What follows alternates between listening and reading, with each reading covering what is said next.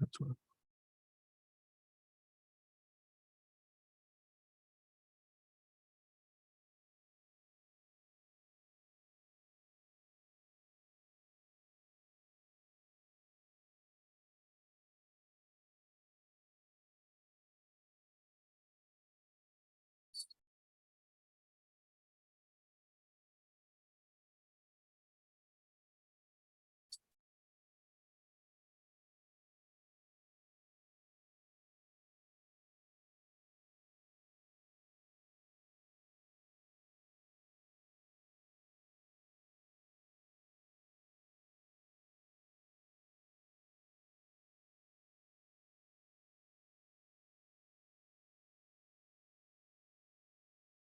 Oh, I disagree.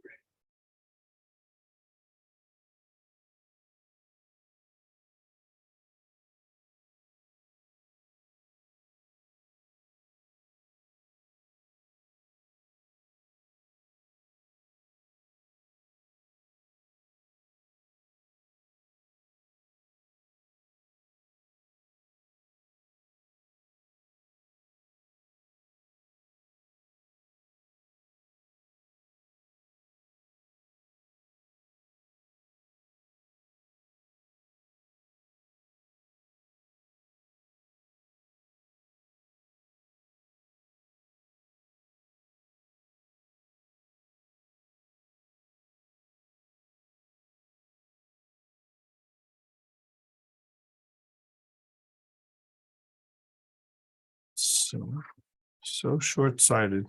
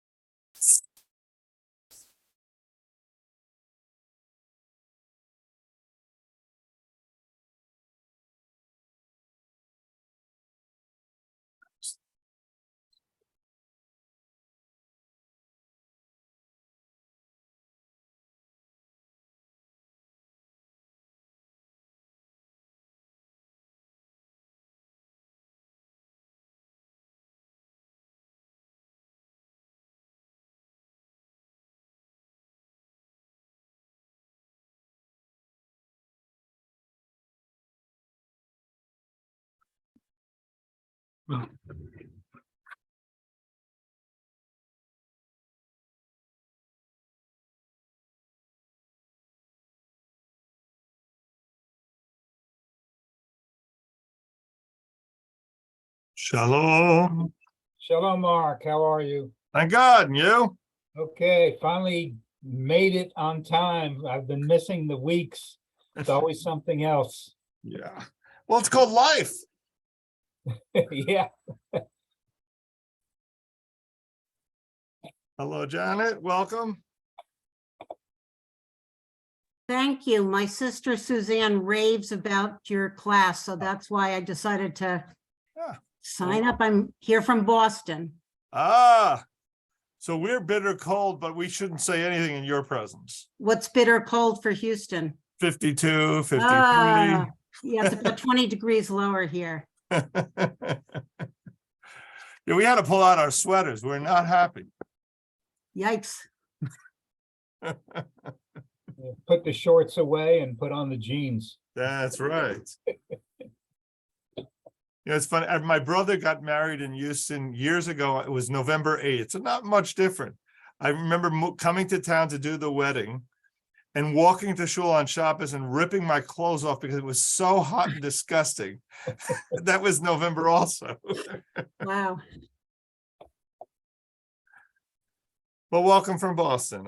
Boston's a great city. I was up there this summer. I love the city. Thank you very much. Yeah. We went to the park downtown, and I remember just putting my head down and enjoying and just relaxing, and it was beautiful. Mm, Went to a Red Sox game. wow. Yep.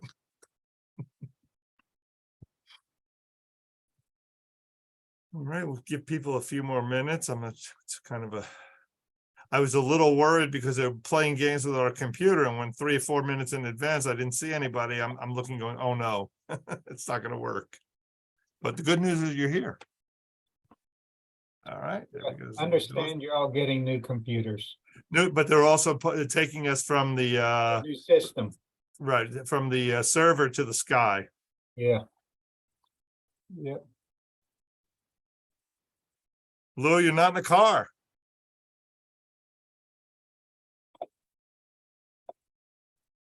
You're muted. That was 2 weeks ago. That was 2 weeks ago. Okay. I've been home for a week. A little surgery. Yeah, I saw the nose moil yesterday.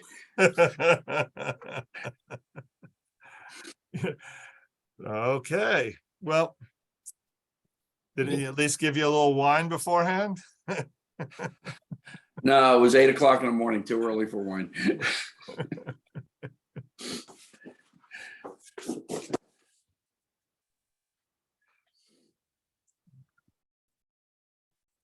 Gonna wait another 2-3 minutes. We'll get started.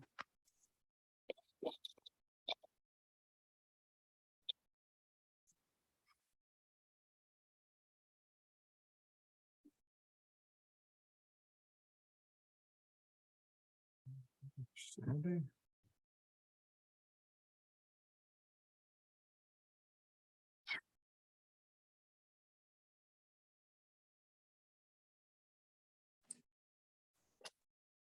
Welcome back.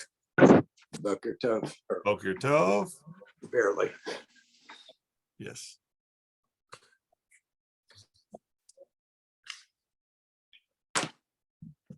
So if it's good morning and it's good afternoon, what do you say at noon?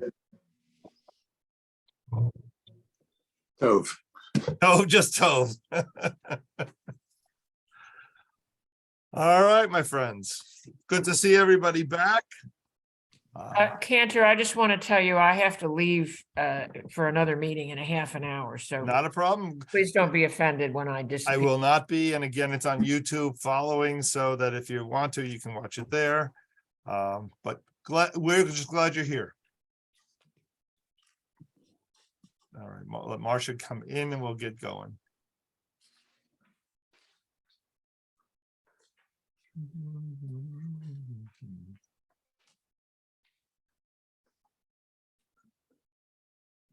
All right, so today's topic essentially is rabbinic institutions, their functionaries, and so we're going to look at a big overview of a number of things. And next week we get into the Babylonian Talmud in more detail, and that's where we're going. We have 4 weeks of this topic and 3 more, and then the last 4 weeks are on the topic of confronting God within Jewish tradition. All right, so that's where we're going. So Jewish leadership has traditionally been framed as coming in 3 different departments, 3 katarim, 3 crowns as they call them: the crown of prophecy, the crown of kingship, and the crown of Torah. Those are the 3. So the most beloved of all God's creations, according to tradition, the very first in order was Torah. Per the rabbis, the Torah didn't just witness the creation of the world. The rabbis projected Torah back, that it was created prior to creation, and therefore it serves as the architectural plan with which the cosmos were designed and history has unfolded. They have political reason for doing that, as we'll talk about as we go through.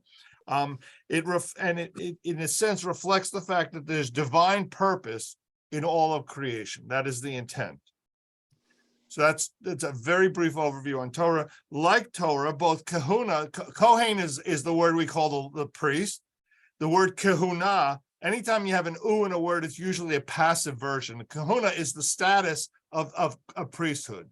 Kahuna and malchut, again, the u, melech versus malchut.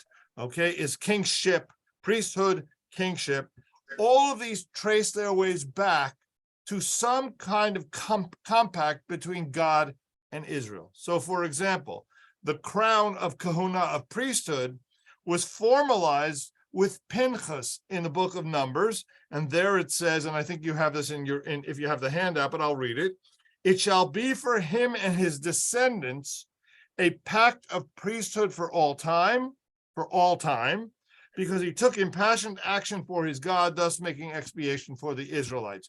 So the biblical setting on this is, if you remember, there's a number of people there's some kind of orgy going on with the natives of the land, and somebody does so right in front of the tabernacle. Pinchas is a Kohen. He steps forward and kills them both. And there's all sorts of commentary on whether that's a good thing or a bad thing. But the Bible itself labels it a good thing. And as a result of this, because of Pinchas, he and his descendants will become the priests that lead the Jewish people. So that's the beginning of the priesthood. And again, what's its source? Covenantal relationship with God. As far as the kingship, you have a parallel covenant. You have here the statement that says, my servant David shall be king over them. There shall be one shepherd for all of them. They shall follow my rules and faithfully obey my laws. Thus they shall remain in the land which I gave to my servant Jacob, in which your fathers dwelt. They and their children and their children's children shall dwell there forever, with my servant David as their prince for all time. I'll come back to that in a few minutes. But nonetheless, again, that is established in a covenantal experience with the people. So let's now go back and take first, I'm going to take the priesthood, then the kingship, and then Torah in more detail, each one at a time. Feel free to just raise your hand. I can see everybody, and if you have questions, okay? Or if I see you on mute, like Sandy did, sometimes that's also my cue. Okay, got it. All right. Institutional resilience is best demonstrated in the issue of kahuna, of priesthood. From its very foundations, it operated through this, in a sense, a sacred synthesis between cult, the priest, the temple, the clergy. From the time of the institution of the service until temple times, theoretically, no item had been altered. What they said they would do, that's what they do. Each of these ceremonies trace itself to biblical ordinances. Every particular is laid out in the Mishnah. If you want to see detail, look at what the Kohen Gadol, when he goes into the sanctuary on Yom Kippur, and what he has to do for a week beforehand. Every single, basically, if you raise your right finger, that means something. Every action is laid out, all right, in precise detail, theoretically, all given at Sinai.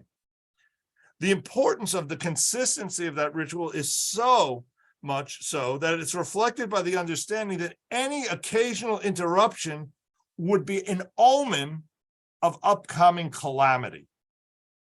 It had to be done in precise form.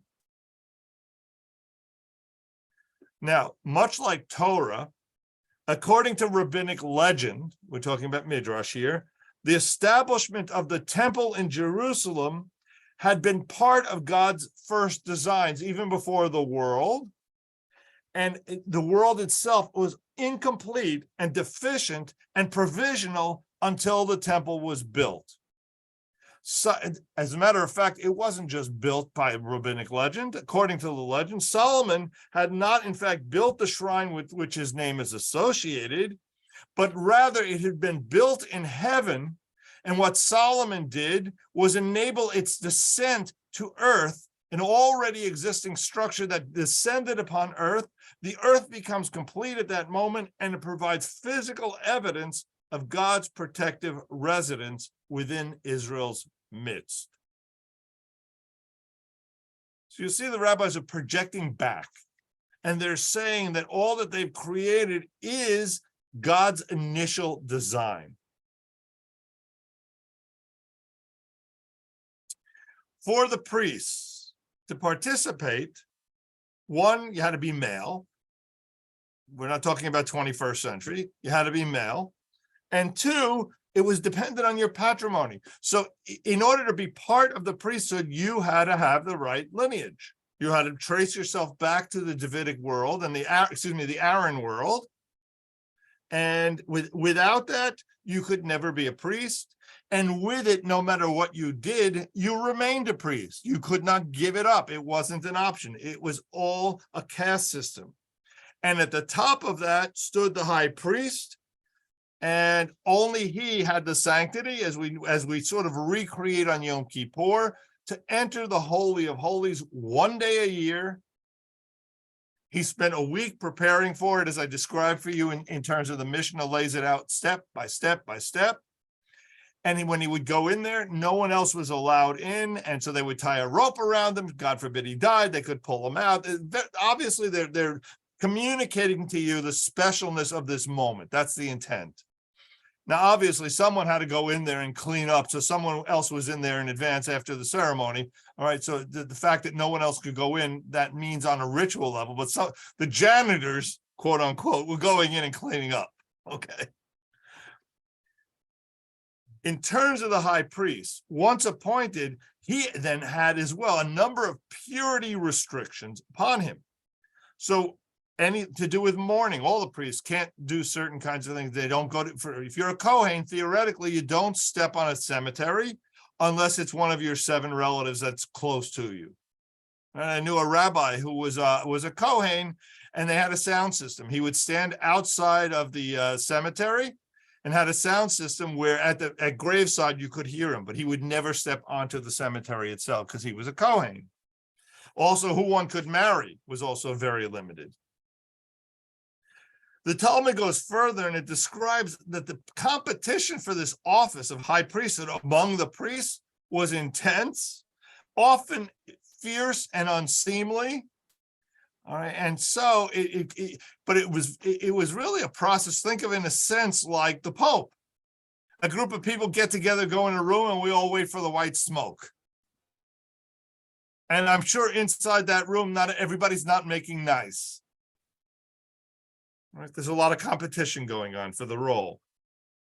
Nevertheless, no matter what the nature of the particular person who served the role as high priest, the office itself remained sacrosanct. Any comments on the priesthood? Lou. Question. Was there anything, any created hierarchy or like in the Catholic Church with cardinals and bishops for sub-high priests?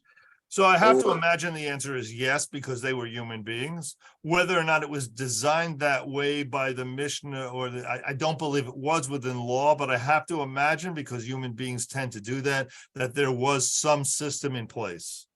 Yeah. It's just the way we as human beings act. It may have been informal, but I'm sure it existed. The second is the kingship. The kingship is a little bit, it's less august than the priesthood for a number of reasons. All right. Do you remember the story of how the kingship comes into place? This is from the book of Samuel. The people come to Samuel and say, we want a king like all the other nations around us. This idea of a prophet is not sufficient for us. We want a king. Samuel turns to them and says, you have a king, it's God. No, we want a human king.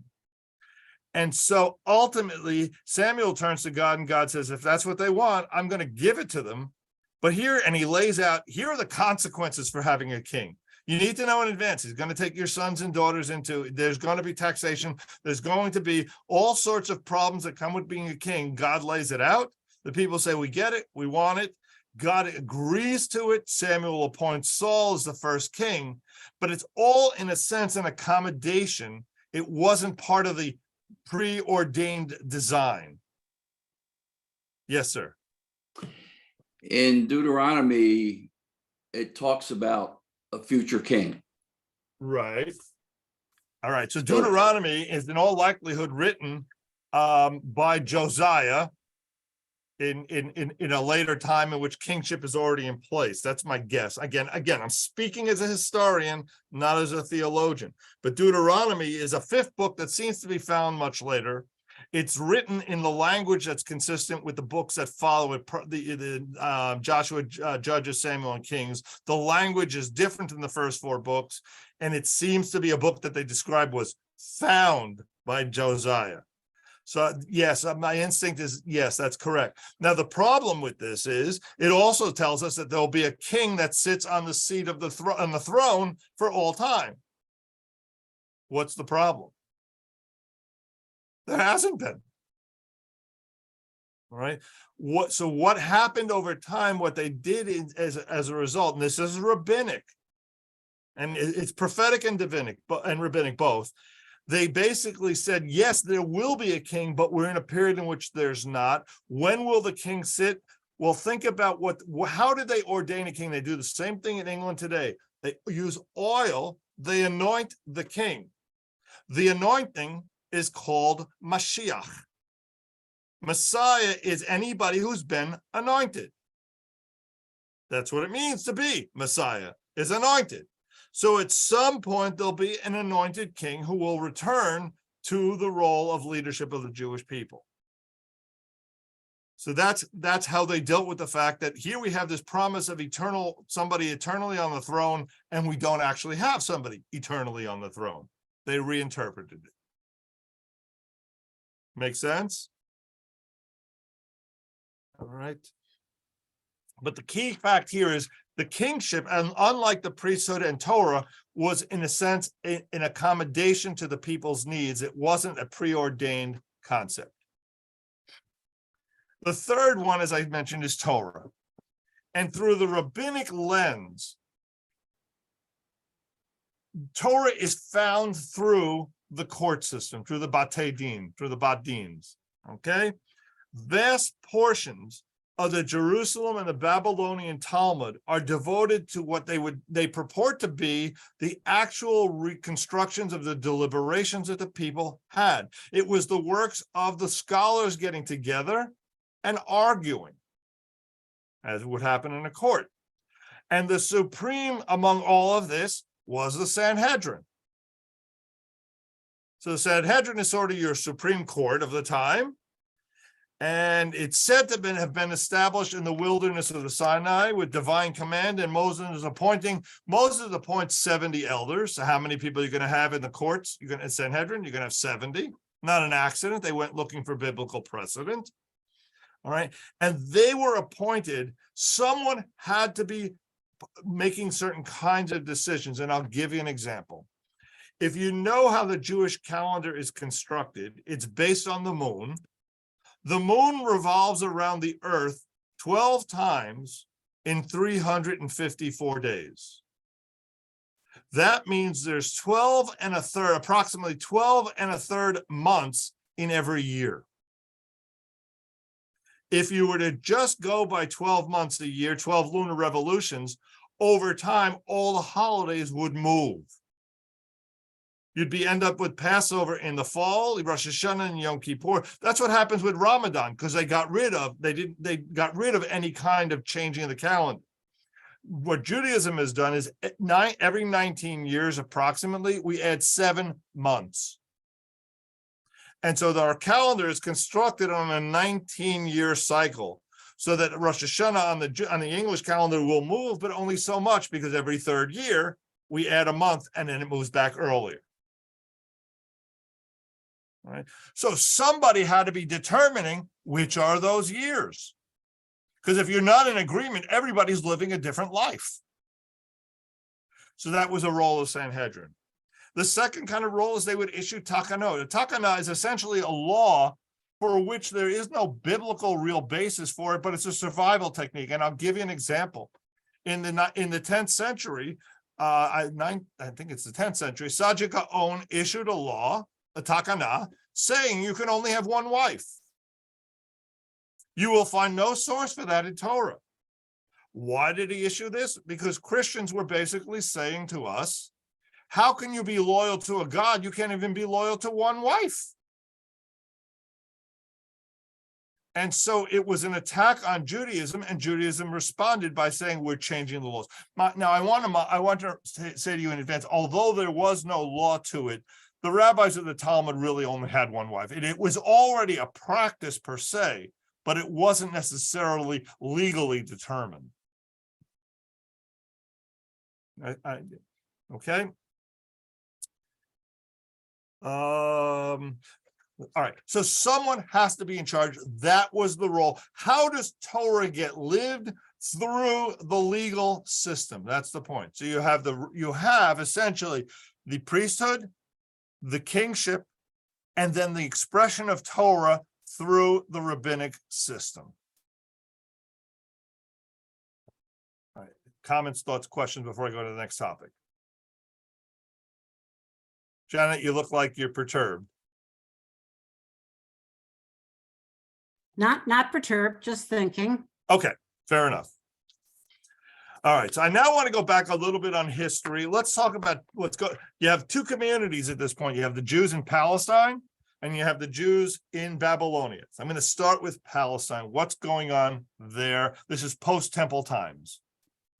There had been two upheavals caused by two revolts against Rome. You had the 66 to 70 revolt. You have the 132 to 135 Bar Kokhba revolt. And it undermines the social and communal life of Palestine. They're not just revolts that when they're over, okay, everything's great. Entire society has been, in a sense, reordered. The older leadership groups, the descendants of Herod, the priestly elite, the priests have no role, there's no temple. The Jerusalem aristocracy disappears and it gets replaced by new kinds of leaders. And and moves for a while to the Galilee. And you have time, still have some Jerusalem leadership, you have some people up in Galilee, and for a period of time, there's competition between the two. But by the 3rd century, a generation of migration, re-entrenchment, redefinition, rebuilding, and then also being told Jews cannot live in Jerusalem, the rabbis in the Galilee emerge as a coherent and organized class which takes on an active role within Jewish society. At this point, the rabbis are beginning the centralization of power. Now, they've moved to a new community. They've moved from Jerusalem, and it wasn't necessarily unfamiliar to the rabbis, but it poses new problems. And if you're not sure of that, I think the best way to say it is what Rabbi Yochanan ben Zakkai is quoted as saying. He says, Galilee, Galilee, you hate the Torah. In the end, you will be victimized by Roman oppressors. Clearly, the Galilee is not buying the message, the large masses of people, in the way the people of Jerusalem were. And so he's expressing his frustrations.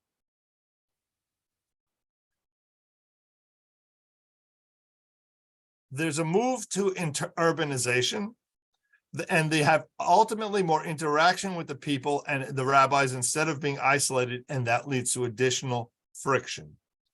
The rabbis and the local aristocracy also are in constant competition to curry the favor of an increasingly powerful patriarch. The Romans basically say, I've got someone who's going to be your speaker for us. He's in control, and the rabbis and the wealthy have to deal with that.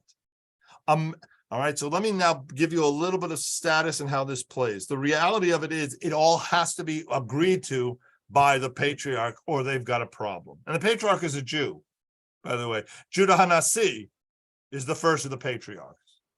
He's considered the compiler of the Mishnah. But ultimately, it's only with Roman approval. Among the sages, and to some extent, Lou, this addresses your earlier question, a man's status is determined by mastery of Torah. I'm talking about rabbis, not the priests, I'm sorry. By mastery of Torah and his devotion to its study and observance. So there were degrees, even in today's world. Look, there are rabbis who serve congregations. The assumption is they're so busy with the needs of their community, they don't have the time to study all the time. And so you've got rabbis who teach the seminary and the UJ, and that's what they do. They study. And so we turn to a Rabbi Artson, we turn to people, Rabbi Dorf, for answers. And the rabbis will often turn to them themselves because they're too busy trying to take care of everybody's needs necessarily to spend 24 hours in study. So they had that same kind of thing. A sage, though, was not an easy life. They had to go to great lengths in order to study. They traveled from place to place. They were often absent from home for 6 months of the year, for extended periods of time. A sage might send his son to another city to further his education. And so families are broken up in this process. But this sense of study and its importance is reflected by the following rabbinic tale. Rabbi Abahu became incensed when he was informed that his son, Rabbi Hanina, we know Rabbi Hanina a lot, we hear his name a lot, was helping out with burials and as a result, neglecting his studies. His father went crazy and said, cut it out. Because for them, any break in one's studies had to be avoided at all costs. All right. Study of Torah was the highest spiritual achievement one could do. In so doing, you protect the world, you bring peace to heaven and earth. It's the road to salvation for society. Think about in Israel today. What was the argument why many of the Orthodox did not serve in the army? Because by studying, they were enabling those who went into the army to be successful. It's only because of their study that the Israeli army was successful. So if you take them away from their study, Israel will go away. That's the justification for them not serving. Now that's changed a little bit in recent years, but that was the logic. We are the ones who are protecting Israel through our study.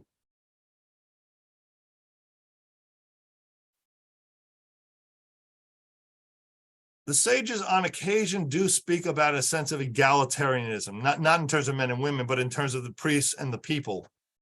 But they never, at the same time, ceased emphasizing their own superiority. The rabbis were at best tolerant and in other times disdainful of all other occupations. If you're serious about being a Jew, you studied. Anything else, deterrent. Now, I know you're going to tell someone's at this point in the way, someone's going to mention the fact that, well, didn't the rabbis have jobs? Hold on to the question. Okay, you'll see how I answer that. The rabbis were told by at least one Tannaitic source that a sage was to be distinguished by his walk, by his speech, by the robe he wore. Some of them wore tefillin all day. They were setting themselves aside. They were putting on markers to say, we are different from the rest of the community. And it oftentimes it led to a sense of elitism, and people responded to that. But there were also, and it often led to some kinds of conflicts, but it also had benefits. I'm going to talk about the benefits, and then I'm going to talk about the challenges that go with it.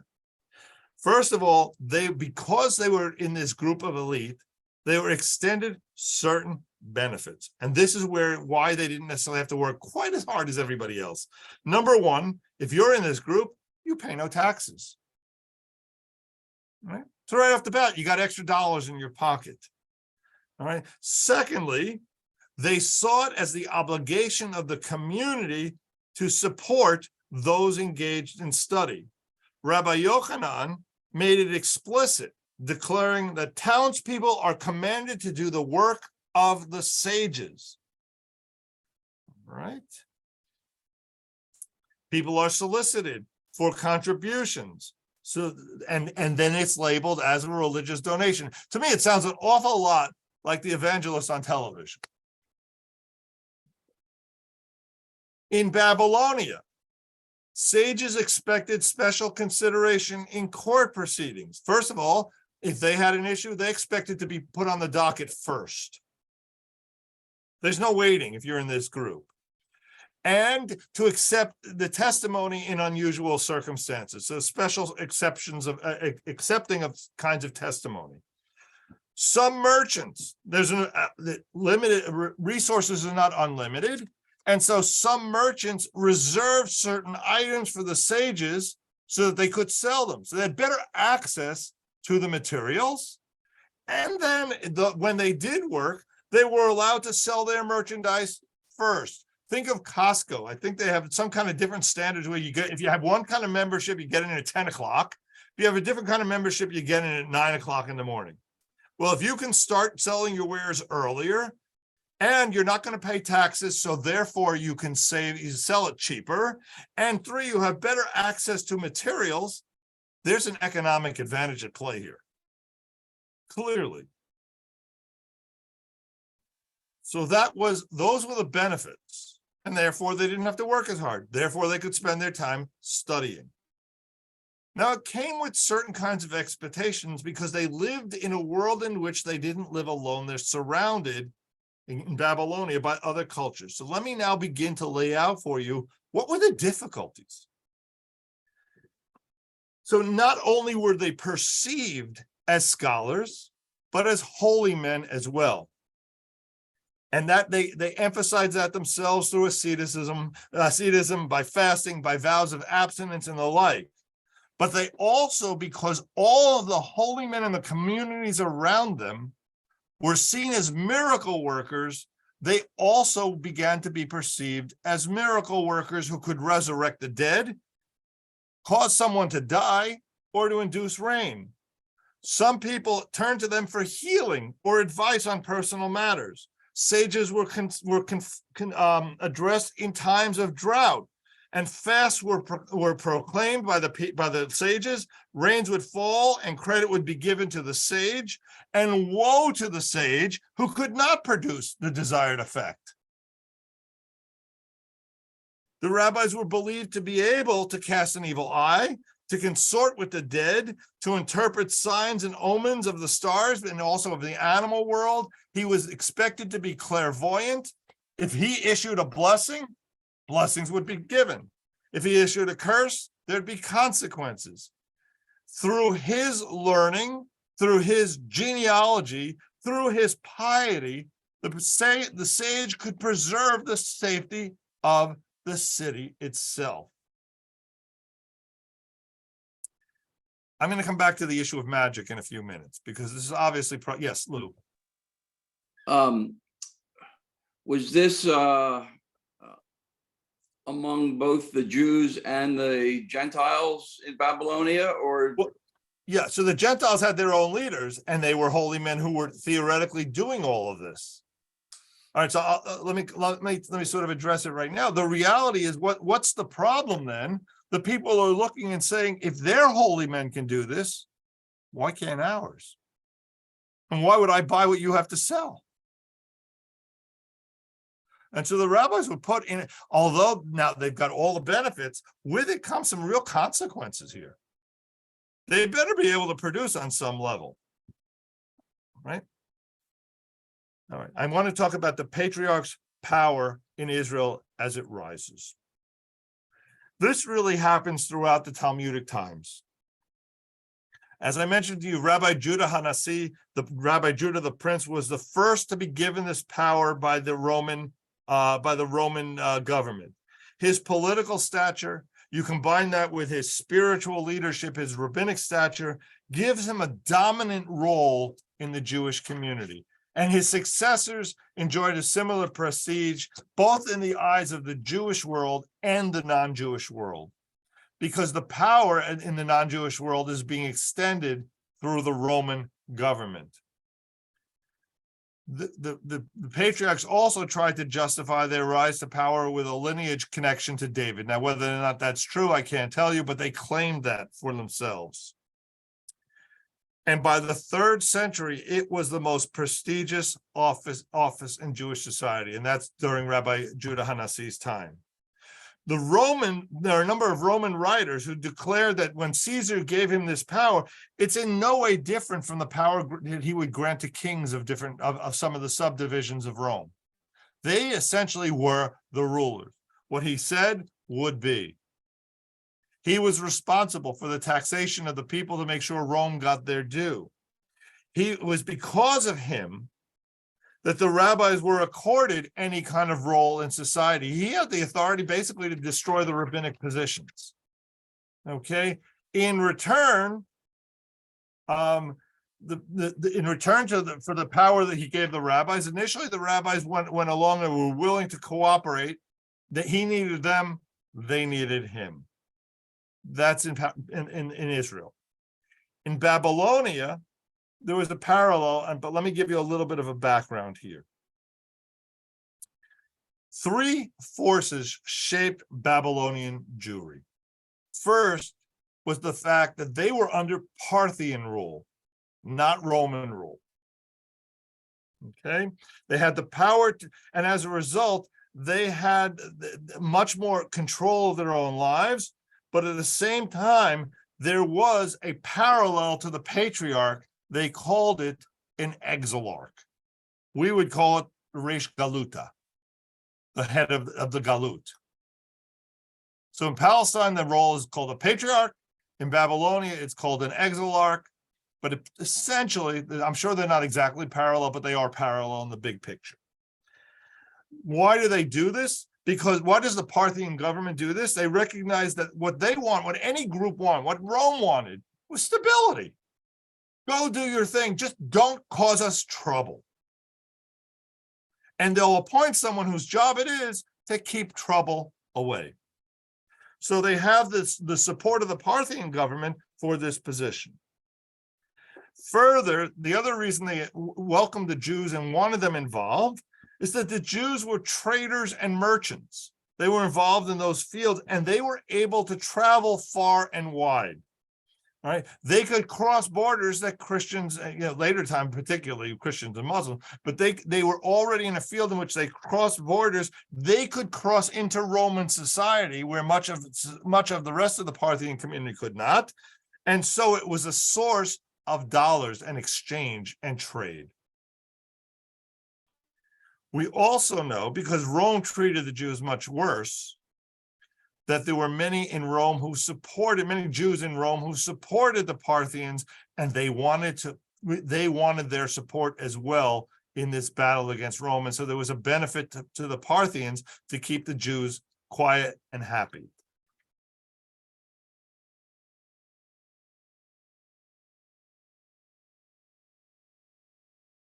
Okay. The second major factor. So that the first major factor is it's ruled by not by Rome, but by the Parthians. The second major factor was this growth of the Rabbinic. The Rabbinic really appears in Babylonia after the Bar Kokhba revolution. A lot of them move from Israel. There's some who say, but a lot of them move to Babylonia, and they carry on the studies that they were engaged in there. And for a while, the relationship between the rabbis and the Reish Galuta, the exilarch, was relatively productive, but they weren't necessarily in one mind. They weren't of the same mind. Why? Because for the rabbis, in their mind, if Torah was the source of all wisdom, if Torah was to shape the life of Babylonian Jewry, then it needs to come from the rabbis of control of the society, not by somebody who has been appointed by a government and is therefore inferior in their knowledge of Torah. And so the conflict begins, the balance of power, the struggle for power begins. So now you have the Parthian government, you have the presence of the rabbis, and the third factor is it's usins, the ordinary people, the masses. Okay, we don't know an awful lot about what they thought about religious and political issues. We don't have a lot of that. They weren't writing. The rabbis were writing. We don't know we cannot speak about their popular values. We only know is that what we do know from the rabbis is that the masses did not function as an organized monolithic group. Think American politics. Would anybody describe us as an organized monolithic group? I think not. Okay, same is true then. So what you've got now rising in Babylonia, the reason I'm giving you this background, you have Parthian government starts to lose its power. You have the absence of a strong national government. You've got an exilarch who's in declining power as a result. You've got a people more concerned with daily life than they are with what we're talking about. And you've got a gap. And the rabbis are able to step in and assume authority in the absence of all those other factors. From the 3rd century in Babylonia until the 19th century in Europe, Rabbinic Judaism was normative Judaism. Its laws were Jewish law. Its theology shaped what people thought. Its enemies were declared heretics, and its devotees were normative and authoritative exemplifications of Judaism. Again, as I've said to you multiple times, if you've been in classes with me, how ideas play out is not usually determined in the marketplace of ideas. It's determined by who remains in power. To the victor go the spoils. The rabbis end up with no competitors. They assume power. Now, I'm saying this with, you have to please understand that when I say this, I'm also recognizing the fact that had they not done that, we would not be having a class. We wouldn't be sitting here. It's to their credit that we're sitting here. But to us, let's not attribute to them sainthood. Okay. Some were really good guys. Some weren't such good guys.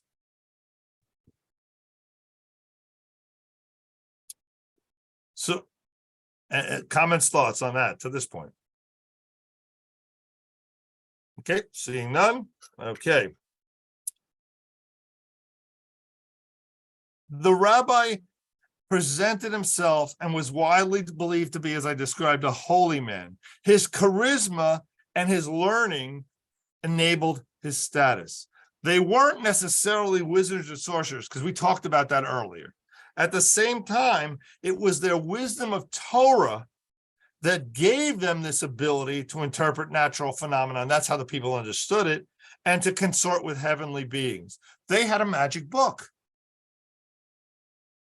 And if you studied it enough, what emerged from that was supernatural powers. That was the perception of the people.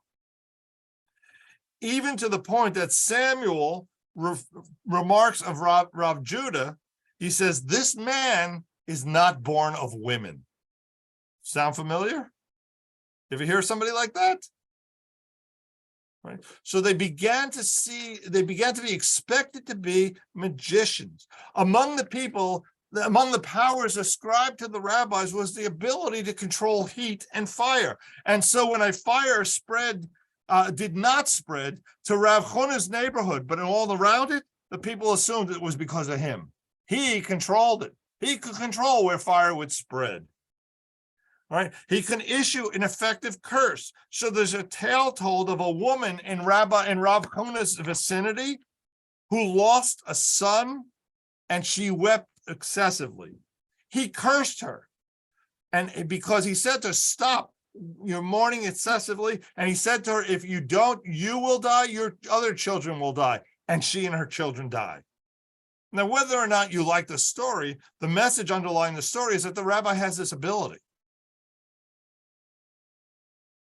They were understood as to be able to interpret dreams, signs, and omens. In a sense, they had a better connection to God, a deeper knowledge of the mysteries, not because of who they were, but through their study of Torah. Torah was the source, not the rabbis. Now, how does this not become magic? There are a lot of journal articles online that you can find that talk about were the rabbis magicians. I would say to you, one of the distinctions is we all pray for things. We hope they come true.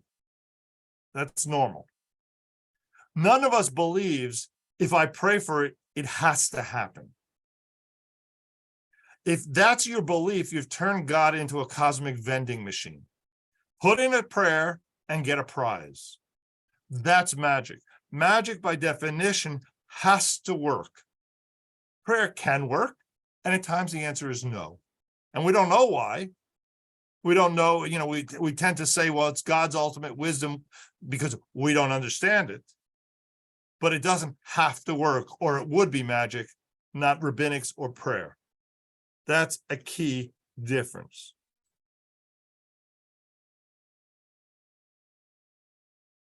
Wouldn't it be nice?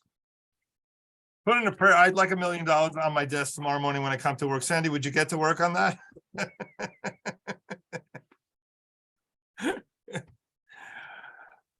Maybe not tomorrow.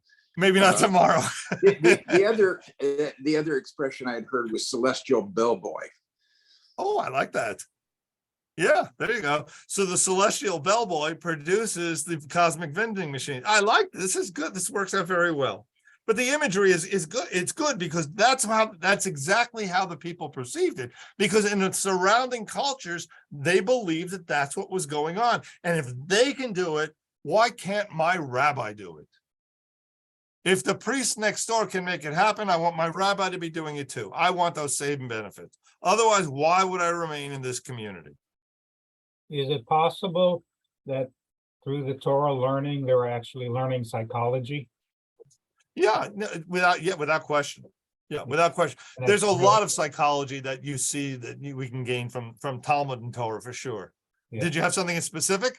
No, nothing specific, but just that a lot of the things that you're talking about seem to be what psychologists are promoting and saying towards healing, and like the woman crying over her loss and the children. Well, you go into deep depression, and that could be an outcome. You stop eating, you stop sleeping. It's Right. just, it's what Yeah, there was psychologists. an understanding. Same thing, by the way, with the one of the brilliant things. There are ways in which sometimes Judaism can miss. One of the most brilliant things they've ever created, and then Lou, I see your hand, is Shiva. How we respond to death, how we have the community come together, how we work on this process of gradual immersion from this over the course of a year. Psychology, it's a psychologist's dream. Yeah, Lou? I'm assuming that this is not the same as early mysticism with incantations and such. That probably developed later and maybe even in Europe. Yeah, I'm guessing that's probably 12th century with the Zohar and the early books. Yeah. Okay. So that would not be rabbinic in its time. It'd be a later. There's no mysticism really at this time. And that, you hear people project it back the same way we can project Torah back before the creation of the world. But in reality, historically, it's not in existence at this point. Okay. So we talked about this rabbinic wealth. And at the same time, there's a Pharisaic tradition that one should not use the Torah. It says one should not use the Torah as a spade to dig with. In other words, you shouldn't receive any recompense for what you're doing. Right? And it's like, how do you explain the rabbi and Cantor have a salary? They can't possibly be working on Shabbat. Right? That can't be. So how do you pay them? And so they came up with a legal fiction or a legal way around it. And that is to say, what you're paying the rabbi and Cantor to do is what they would have been paid if they were in another career. So I just want to let you know I was Bill Gates if I was in another career. So I'd like never mind the million. Let's start. I would have been Bill Gates, right? But that's how they got around it, because theoretically you can't pay the rabbi and the Cantor to daven. Right, and to speak on Shabbos. They can't work on Shabbos. And so they worked around that. So a number of things also played into this. Where do they get their wealth? Number one, I love this. It became a pious act to leave sums of money to the rabbi in one's will. So I expect everyone will go home tonight, rewrite their wills, and put me in it, and the rabbi. Okay. Obviously, I'm being sarcastic, but you realize what the potential of that would be. It's wonderful. Two, if you're wealthy, who do you want your daughter to marry? The rabbi. Well, there's another source of income that's wonderful.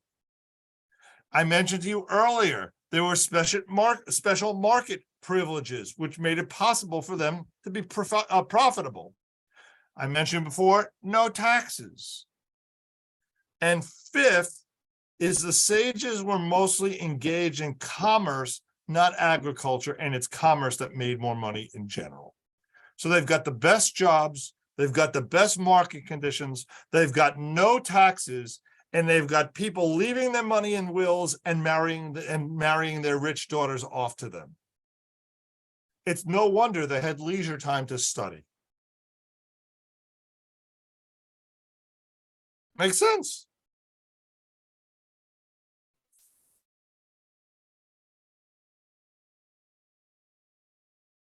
I think today that's where I'm going to stop, and I just want to open it up to any questions. I think that's where I'm going to stop for today. You have a sense of the power that has risen in the rabbinate in the absence of all the other declining power systems. You have a sense of a power grab that they make, and they begin to sell the sense that what they have to offer, Torah, not only what I've studied has incredible importance to the point of it was created before the world. You see the reason for projecting that message? It intensifies the power I have in the community, because what I'm selling is that product. I have all the benefits of the wealth, but boy, I'm being laden with all sorts of responsibilities. I don't know how, what do you do when there's a drought and you can't change it? All right, because that's what's going on in the neighborhood around. That's the rabbinic world of the early times. Now I'll take questions.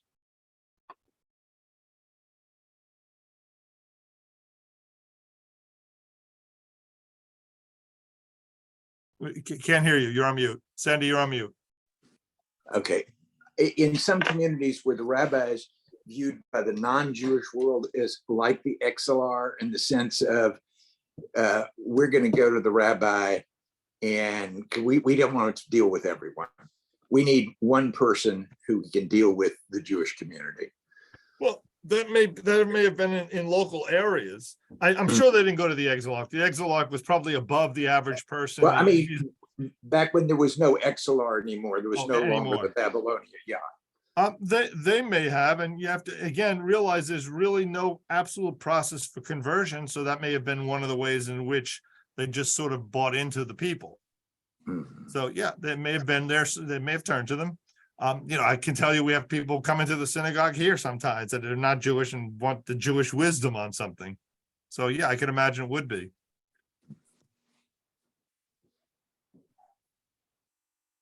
All right.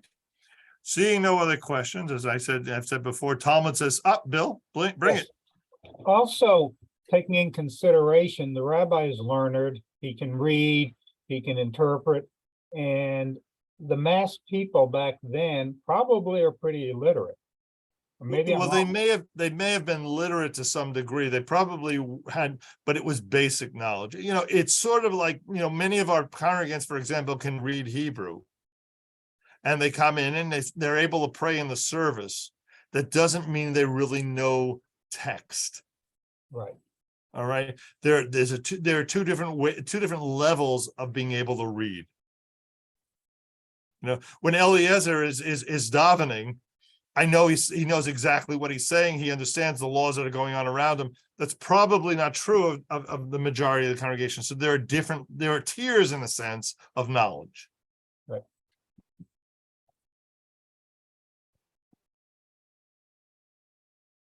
Okay. I hope everybody has a wonderful week. We'll play again next week with the Babylonian Talmud. Janet, glad you could join us. Thank you very much. Next I guess week- we're not. Next we're week not is getting- Thanksgiving. Yeah, Oh, don't right. show up next week. Right. Right. Right. As a matter, let me just give me 1 second. Let me look when the next time we're meeting. I have the schedule here. We may meet depending on what you're serving. So we meet next, on December 1st. Right. December 1st is our next meeting, and then we have the 1st, the 8th, we have a week off, and then the 22nd, 1/8/22. Thank you. All right. Have a wonderful week. Okay, Thank you. But shalom. Shabbat shalom. shalom.